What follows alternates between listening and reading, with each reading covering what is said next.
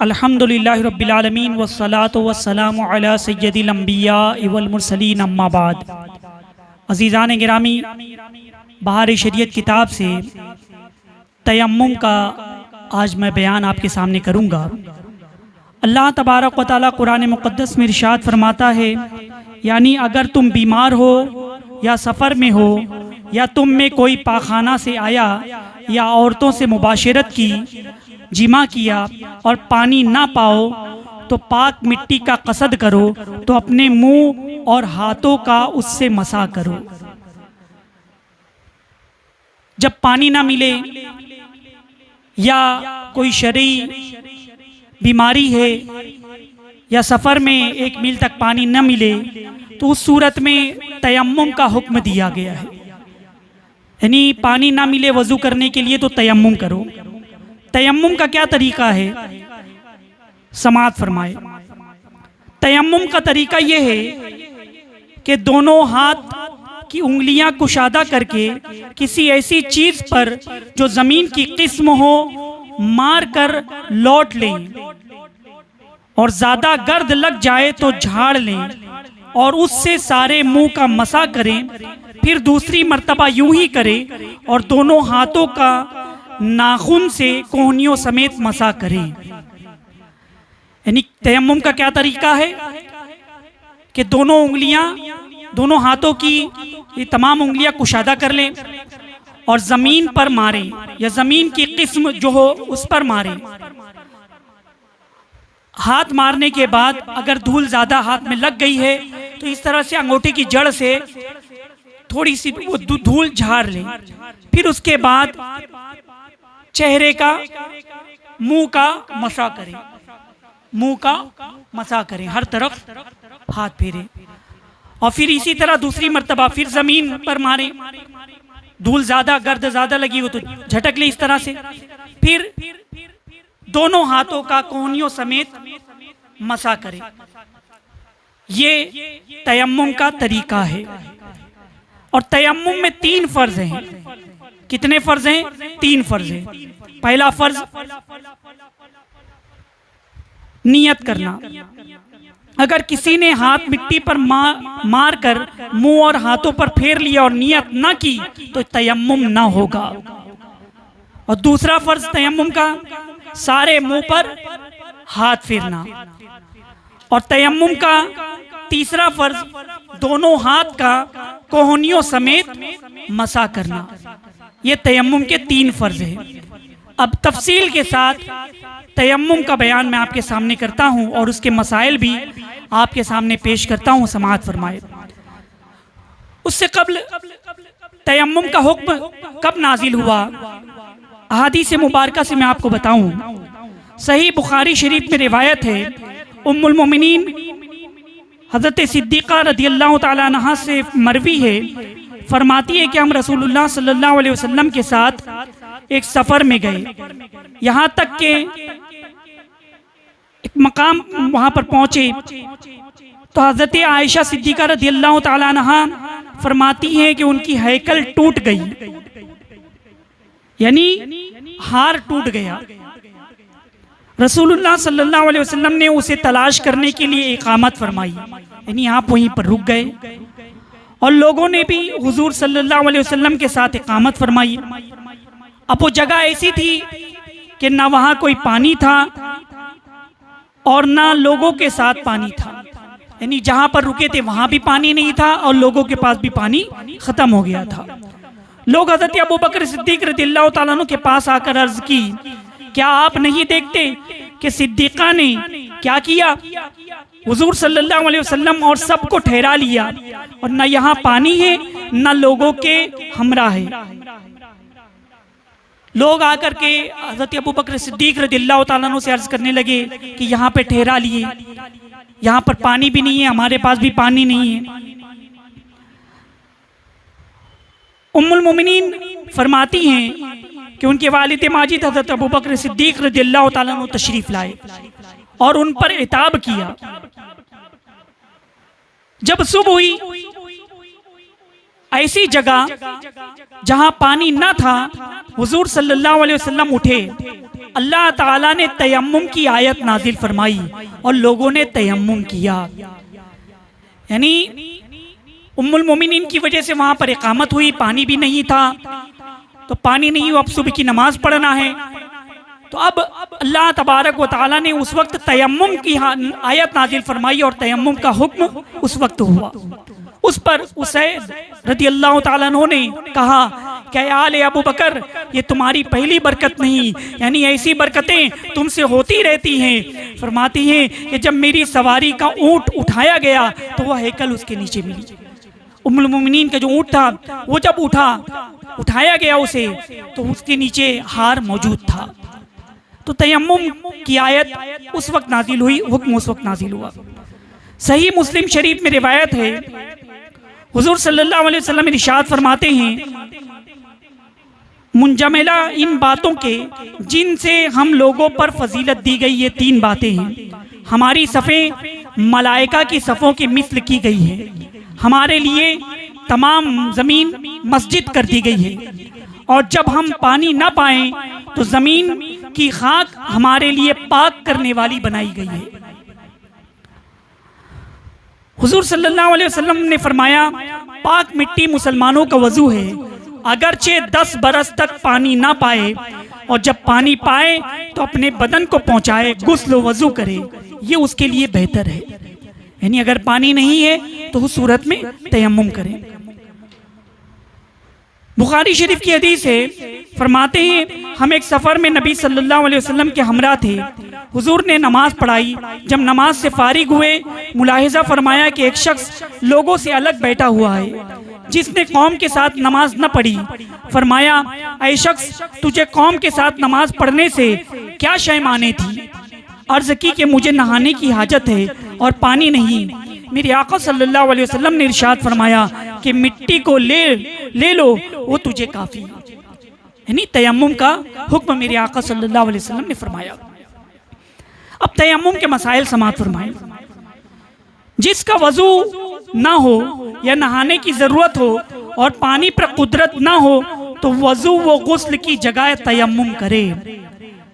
जिसका वजू नहीं है या गुस्ल फ़र्ज हो गया है और पानी भी नहीं है, तो उसके लिए हुक्म ये है वो वजू और गुस्ल की जगह तयम्मुम करे। पानी पर कुदरत ना होने की चंद सूरतें हैं, यानी पानी ना पाना, पानी मौजूद ना होना, उसकी चंद सूरतें हैं। ऐसी बीमारी हो कि वजू या गुस्ल से उसके ज़्यादा होने या देर में अच्छा होने का सही अंदेशा हो, हाँ यूँ ही उसने खुद आजमाया हो कि जब वजू या गुस्ल करता है तो बीमारी बढ़ जाती है। यानी ऐसी बीमारी है कि नहा लेते हैं तो बीमारी बढ़ जाती है, पानी का इस्तेमाल करते तो बीमारी बढ़ जाती है, खुद आजमाए हुए, तो ऐसी सूरत में तयम्मुम कर सकते हैं। या किसी लायक हकीम, मुसलमान डॉक्टर हकीम ने बताया हो तो उस पर एतबार है। महज ख्याल में बीमारी बढ़ने का हो तो तयम्मुम जायज़ नहीं। सिर्फ सोच है वहम में कि मैं नहा लूंगा, मैं ठंडे पानी से वजू कर लूंगा तो बीमारी बढ़ जाएगी, सिर्फ वहम से काम न चलेगा। ऐसी सूरत में तयम्मुम जायज़ नहीं। या कोई काफिर डॉक्टर या कोई फासिक गुनहगार डॉक्टर या मामूली तबीब के कहने का एतबार नहीं होगा।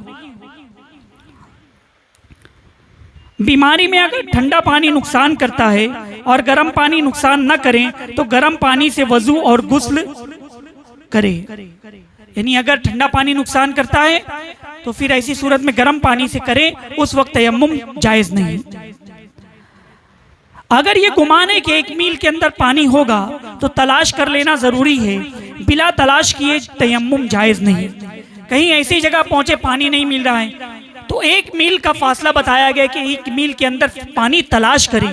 अगर 1 मील के अंदर पानी मिल जाता है तब तो फिर उसी पानी से वजू करना पड़ेगा, और अगर 1 मील के अंदर पानी नहीं मिलता बगैर तलाश किए तयम्मुम जायज़ नहीं है। फिर बगैर तलाश किए अगर तयम्मुम करके नमाज पढ़ ली और तलाश करने पर पानी मिल गया तो वजू करके नमाज का इआदा लाजिम है, और अगर ना मिला तो हो गई। यानी अगर वक्त कम है और बगैर तलाश किए तयम्मुम करके नमाज पढ़ लिया, फिर तलाश जारी रखी कि कहीं पानी मिल जाए। अगर पानी मिल जाता है तो वजू करके नमाज फिर से दोबारा पढ़ ले, इआदा कर ले। अगर करीब में पानी होने और ना होने किसी का गुमान नहीं तो तलाश कर लेना मुस्तहब है, और बगैर तलाश किए तयम्मुम करके नमाज पढ़ ली, हो गई। यानी करीब में सोच रहे हैं कि पानी है कि नहीं है, गुमान में नहीं, तो ऐसी सूरत में तलाश कर लेना मुस्तहब है, आपको सवाब मिलेगा। तो तलाश करके पानी मिल जाता है तो पढ़ ले, वजू कर ले पानी से, और नहीं मिला तो फिर नमाज पढ़ ले तयम्मुम करके। नमाज पढ़ने में किसी के पास पानी देखा और गालिब गुमान है कि दे देगा, तो चाहे कि नमाज तोड़ दे और उससे पानी मांगे, और अगर नहीं मांगा और पूरी कर ली, अब उसने खुद या उसके मांगने पर दे दिया तो इआदा लाजिम है, और ना दे तो हो गई। यानी किसी दूसरे के पास पानी है तो उससे मांगेंगे तो दे देगा, तो उससे मांग करके वजू कर लेना चाहिए, और अगर नहीं देगा तब फिर ऐसी सूरत में फिर तयम्मुम करके नमाज पढ़े। इतनी सर्दी हो कि नहाने से मर जाने या बीमार होने का कभी अंदेशा हो, और लिहाफ वगैरह कोई ऐसी चीज उसके पास नहीं कि जिसे नहाने के बाद ओढ़े, और सर्दी के जरर से बचे, न आग है जिसे तापे, तो तयम्मुम जायज है। ठंडी का मौसम है, ऐसी सूरत में गर्म पानी भी नहीं, तो अभी ठंडे पानी से नहाएगा तो बीमार हो जाएगा, उसका काफी अंदेशा है, और फिर ठंड लगेगी, कोई लिहाफ भी नहीं है कि ओढ़ ले, कोई आग भी नहीं है कि ताप ले, तो ऐसी सूरत में उसके लिए जायज है कि तयम्मुम करे। कैदी को कैद खाने वाले वजू न करने दें तो तयम्मुम करके पढ़ ले और इआदा करे, और अगर वो दुश्मन या कैद खाने वाले नमाज भी ना पढ़ने दे तो इशारे से पढ़े, फिर इआदा कर ले। कैद में है, जेल में है, और अगर जेल वाले वजू नहीं करने देते तो ऐसी सूरत में तयम्मुम से नमाज पढ़े, फिर जब पानी मिल जाए तो उसको दोहरा ले, इआदा कर ले। जंगल में डोल रस्सी नहीं कि पानी भरे तो तयम्मुम जायज है। जंगल में कुआं है, अब वहां पर डोल भी नहीं है, रस्सी भी नहीं है कि पानी निकाल करके वजू करें, तो ऐसी सूरत में तयम्मुम कर सकता है। ये गुमान के पानी तलाश करने में काफिला नजरों से गायब हो जाएगा या रेल छूट जाएगी, और ये गुमान कि वजू या गुस्ल करने में ईदैन की नमाज जाती रहेगी, हाँ यूं कि इमाम पढ़कर फारिग हो जाए या जवाल का वक्त आ जाएगा, तो दोनों सूरतों में तयम्मुम जायज है। यानी सफर में हम हैं तो ऐसी सूरत में कि हम पानी तलाश करेंगे, ढूंढेंगे, तो काफिला निकल जाएगा, या हम ट्रेन से सफर कर रहे हैं, पानी ढूंढने जाएंगे प्लेटफॉर्म पर तो ट्रेन छूट जाएगी, तो ऐसी सूरत में तयम्मुम की इजाजत दी गई है। या ईद की नमाज के लिए कि अगर हम वजू करेंगे तो ईद की नमाज जाती रहेगी, छूट जाएगी, इतना टाइम नहीं है, या इमाम पढ़ करके फारिग हो जाएगा, तो ऐसी सूरत में भी तयम्मुम की इजाजत है। मस्जिद में सोया था और नहाने की जरूरत हो गई, तो आंख खुलते ही जहां सोया था वहीं फौरन तयम्मुम करके निकल आए, ताखीर हराम है। मस्जिद में कोई शख्स सोया, अलबत्ता मस्जिद के ताल्लुक से मैं बताऊं कि अगर मस्जिद में खाने पीने या सोने की कभी हाजत पेश आए तो एतिकाफ की नियत ज़रूर कर ले, नवे तो सुन्नतल एतिकाफ कह ले। और अगर मस्जिद में सो गए, इसी सूरत में अगर एहतिलाम हो गया, गुस्ल फ़र्ज हो गया, तो इसी सूरत में हुक्म ये कि फ़ौरन जहाँ पर आँख खुले वहीं पर वो तयम्मुम कर ले, और तयम्मुम करके फ़ौरन मस्जिद से निकल जाए। अगर देर करेगा तो ये हराम है। कुरान मजीद छूने के लिए या सज्दे तिलावत या सज्दे शुक्र के लिए तयम्मुम जायज़ नहीं, जबकि पानी पर कुदरत हो। पानी मौजूद है, कुरान मजीद छूने के लिए, सज्दे तिलावत करने के लिए कोई शख्स चाहता है कि तयम्मुम कर ले, तो ऐसी सूरत में तयम्मुम जायज़ नहीं, उसको वजू पानी से करना पड़ेगा। वक्त इतना तंग हो गया है कि वजू या गुस्ल करेगा तो नमाज कज़ा हो जाएगी, तो चाहिए कि तयम्मुम करके नमाज पढ़ ले, फिर वजू या गुस्ल करके इआदा करना लाजिम है। यानी फजर की नमाज के लिए उठे, देर हो गई है, 6 बजे मिसाल के तौर पर सूरज तुलू का वक्त है, 6 बजे वक्त खत्म हो जाएगा, हम सिर्फ 2 मिनट बचाए, वजू करेंगे या गुस्ल फर्ज हो गया गुस्ल करेंगे तो वजू करने में 2 मिनट चला जाएगा। लिहाजा ऐसी सूरत में या इतना कम वक्त है तो ऐसी सूरत में फिर तयम्मुम कर ले, तयम्मुम करके नमाज पढ़ ले और फिर बाद में वजू या गुस्ल करके फिर उस नमाज का इयादा कर ले।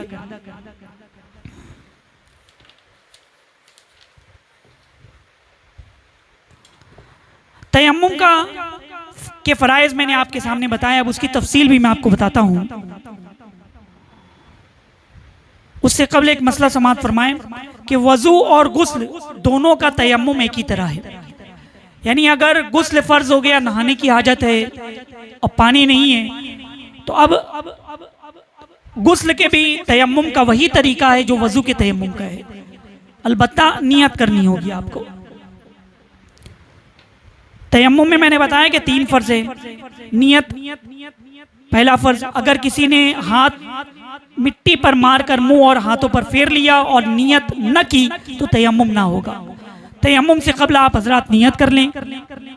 नियत दिल के इरादे का नाम है, दिल में भी आप इरादा कर लें कि मैं वजू के लिए तयम्मुम कर रहा हूँ, हदस दूर होने के लिए तयम्मुम कर रहा हूँ, या अगर गुस्ल फर्ज हो तो नापाकी दूर करने के लिए, हदस अकबर दूर करने के लिए मैं तयम्मुम कर रहा हूँ, पाकी हासिल करने के लिए दिल में नियत कर ले, नियत हो जाएगी। जिस पर नहाना फर्ज है उसे ये जरूरी नहीं गुस्ल और वजू दोनों के लिए वो तयम्मुम करे, बल्कि एक ही में दोनों की नियत कर ले, दोनों हो जाएंगे। और अगर सिर्फ गुस्ल या वजू की नियत की जब भी काफी है, यानी जिस पर नहाना फर्ज है नापाक हो गया तो अब उसके लिए जरूरी नहीं कि अलग अलग तयम्मुम करे, वजू के लिए अलग तयम्मुम करे, गुस्ल के लिए अलग तयम्मुम करे, बल्कि एक ही तयम्मुम काफी है। लेकिन तयम्मुम से पहले वो नियत करे, गुस्ल की भी नियत कर ले और वजू की भी नियत कर ले। फिर इसके बाद तयम्मुम का जो दूसरा फर्ज मैंने बताया कि पूरे मुंह पर हाथ फेरना, इस तरह के कोई हिस्सा बाकी ना रह जाए, और अगर बाल बराबर भी कोई जगह रह गई तयम्मुम ना हुआ। यानी चेहरे पर, पूरे मुंह पर हाथ फेरना है।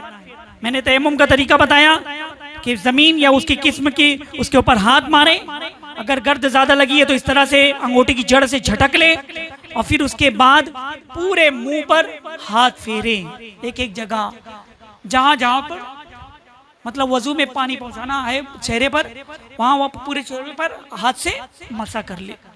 अगर कोई जगह बाकी रह गई तो फिर तयम्मुम नहीं होगा। दाढ़ी और मूंछों और भौंों के बालों पर हाथ फेर जाना जरूरी है। मुंह कहां से कहां तक है इसको हमने वजू में बयान कर दिया। या भवें के नीचे और आंखों के ऊपर जो जगह है और नाक के हिस्से जेरी का ख्याल रखें कि अगर ख्याल ना रखें तो उन पर हाथ ना फिरेगा और तयम्मुम ना होगा। यानी अब शुरू पेशानी या जहां से बाल जमते वहां से लेके थोड़ी तक, सीधी कान की लौ से लेके उल्टी कान की लौ तक, जो वजू में आप पिछले दर्स में मैंने बयान किया, और वजू के बयान में जो वजू के लिए जो बताया गया है वो उतना हिस्से पर हाथ फेर जाना चाहिए और हर जगह हाथ फेरें। और ख़ास तौर पर साहिब बाहिर शरीयत फरमा रहे हैं कि नाक के नीचे का जो हिस्सा ये, यहाँ पर अगर हम हाथ ऐसे कर लेंगे तो यहाँ पर हाथ नहीं फिरेगा, तो लिहाजा इधर भी अच्छे से हाथ फेर ले, भवों पर, मूंछों पर, दाढ़ी पर, अगले हिस्से पर, मतलब इस तरह से हो जाए और नाक के इस तरफ जेरे नगी यहाँ पर हाथ फिर जाना चाहिए। अगर ध्यान नहीं देंगे तो अगर वहां हाथ नहीं फिरा तो तयम्मुम नहीं होगा। होठ का वो हिस्सा जो आदतन मुंह बंद होने की हालत में दिखाई देता है उस पर भी मसा हो जाना जरूरी है। यानी होठ का वो हिस्सा जो आदतन मुंह बंद होने के बाद दिखाई देता है, मुंह बंद होने के बाद जो अगला हिस्सा होठ का नजर आता है वहां पर भी हाथ फिर जाना चाहिए। अगर किसी ने हाथ फेरते वक्त होठ को जोर से दबा लिया और कुछ हिस्सा बाकी रह गया तो तयम्मुम ना हुआ। यूं ही अगर जोर से आंखें बंद कर ली जब भी तयम्मुम ना होगा। वजू में भी यही मसला है, होठ अगर जोर से बंद कर लिए, आगे का होठ का अगला हिस्सा जो आदतन जाहिर रहता है मुंह बंद होने के बाद भी, वहां अगर हाथ नहीं पहुंचेगा, मसा नहीं होगा, इस तरह से तयम्मुम नहीं होगा। जैसे वजू में वहां पानी नहीं पहुंचेगा तो वजू नहीं होगा।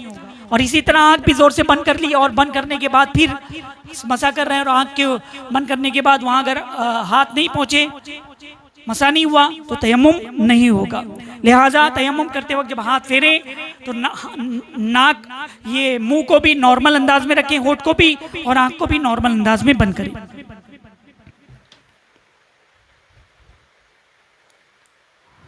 मूंछों के बाल इतने बढ़ गए कि होठ छुप गया, तो अब उन बालों को उठाकर होठ पर हाथ फेरे।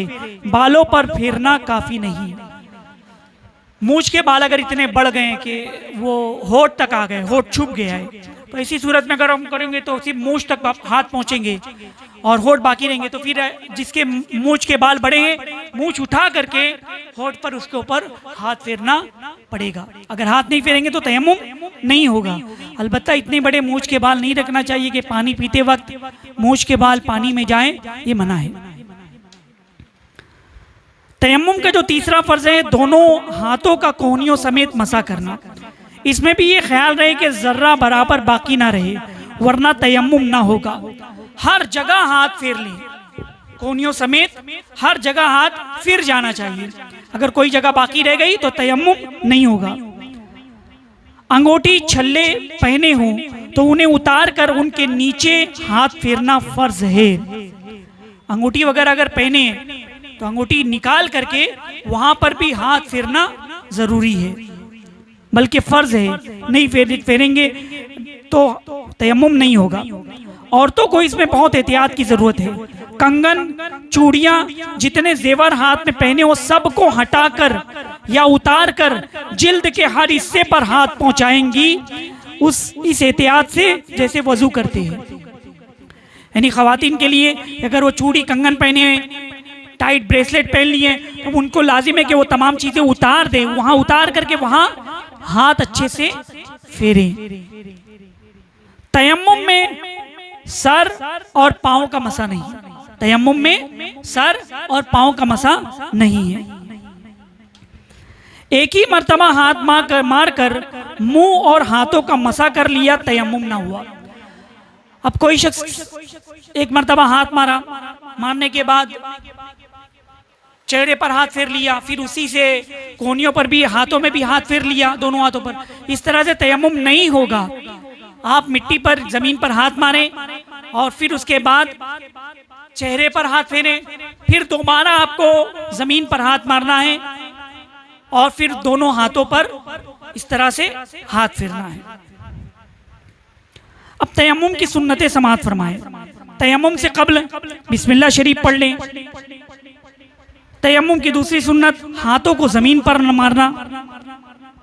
और तीसरी सुन्नत ये हो कि उंगलियां खुली रखना चाहिए और हाथों को झाड़ लेना, यानी एक हाथ के अंगूठे की जड़ को दूसरे हाथ के अंगूठे की जड़ पर मारना, इस तरह के ताली की सी आवाज निकले। यानी जब अपने जमीन पर हाथ मेरा तो दोनों हाथों को जो अंगूठी की जड़ है इस तरह से मार ले, ये ताली जैसी आवाज निकले, इस तरह से मार ले।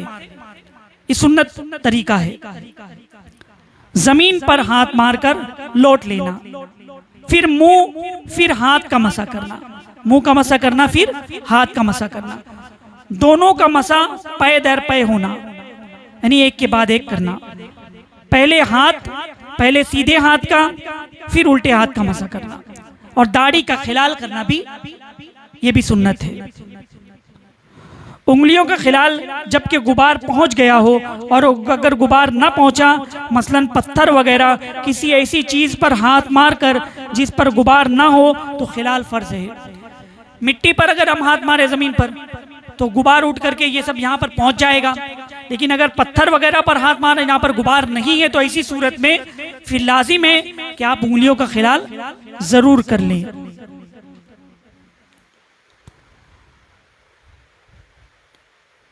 तयम्मुम किस चीज से जायज है और किससे नहीं, वो समाअत फरमाए आखिर में। तयम्मुम उसी चीज से हो सकता है जो जिनसे जमीन हो, और जो चीज़ ज़मीन की जिन्स से नहीं उससे तयम्मुम जायज़ नहीं। यानी तयम्मुम उसी चीज़ से कर सकते हैं जो ज़मीन से की जिन्स में हो, अगर उसके अलावा होगी तो तयम्मुम नहीं होगा। जिस मिट्टी से तयम्मुम किया जाए उसका पाक होना ज़रूरी है, यानी ना उस पर किसी किस्म की नजासत का असर हो, ना ये कि महज खुश्क होने से असर नजासत जाता रहा। यानी ऐसी जगह तयम्मुम करें कि जहाँ पाक मिट्टी हो, पाक ज़मीन हो, और अगर नजासत का असर भी मौजूद है, अगर खुश्क हो गया तो वहाँ पर तयम्मुम से गुरेज करें। जो चीज़ आँख से जलकर ना राख होती हो, ना पिघलती हो, ना नरम होती हो, वो ज़मीन की जिन्स है जी, उससे तयम्मुम जायज़ है। यानी ज़मीन की जिन्स बताई जा रही है कि जो जलकर राख नहीं हो सकती, पिघल नहीं सकती, नरम नहीं हो सकती, वो ज़मीन की जिन्स है। जैसे रेत, चूना, सुरमा, गंधक, मुर्दा सिंह, गीरा, पत्थर, जबरजद, फिरोज, अकीक, जमरुद वगैरह जवाहिर से तयम्मुम जायज़ है। यानी जो ज़मीन की जिन्स है उससे तयम्मुम जायज़ है। भीगी मिट्टी से तयम्मुम जायज़ है जबकि मिट्टी गालिब हो। अगर बारिश के मौसम में मिट्टी भीग गई है तो भीगी मिट्टी से भी तयम्मुम कर सकते हैं, मगर मिट्टी गालिब होना चाहिए। अगर पानी गालिब होगा तो फिर तयम्मुम नहीं होगा। अल्लाह तबारक व तआला से दुआ है कि हमें मसाइल शरिया को सीखने, उस पर अमल करने, उसे आम करने की तौफीक अता फरमाए। वमा अलैना इल्लल बलाग। अस्सलामु अलैकुम व रहमतुल्लाहि व बरकातुहू।